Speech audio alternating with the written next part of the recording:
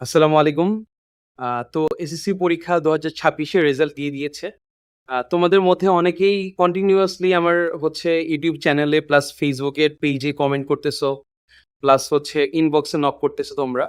যে ভাইয়া এসএসসি তে কত মার্ক পেলে আমি নটরডেম অথবা হোলি ক্রস কলেজে অ্যাডমিশনে বসতে পারবো? সো আমি নটরডেম কলেজের কথাটাই এখন বলতেছি। আ আমাদের নটরডেম কলেজে অর্থাৎ এনডিসি অ্যাডমিশনে ২০২৬ এ যেটা আরকি হবে এই কয়দিনের মধ্যেই হয়ে যাবে।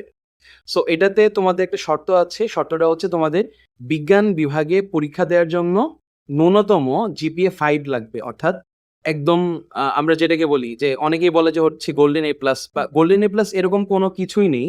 তোমার ওভারঅল জিপিএ যদি জিপিএ 5.00 থাকে এবং তোমার যে বিষয়গুলার মধ্যে যদি উচ্চতর গণিত সাবজেক্টে থাকে তাহলেই তুমি পরীক্ষা দিতে পারবে। এখানে অনেকের মার্ক হচ্ছে ১৩০০ র মধ্যে অনেকের ১২০০ হতে পারে, ১১৫০ হতে পারে, ১১২৫ হতে পারে, হতেই পারে অনেকের। সো অনেকে হচ্ছে A মাইনাস পেতে পারে কয়েকটা সাবজেক্টে, কতগুলাতে হচ্ছে A পেতে পারে। বাট তার যদি ওভারঅল জিপিএ যদি জিপিএ 5.00 হয়, তাহলেই হচ্ছে তোমরা কি করতে পারবা?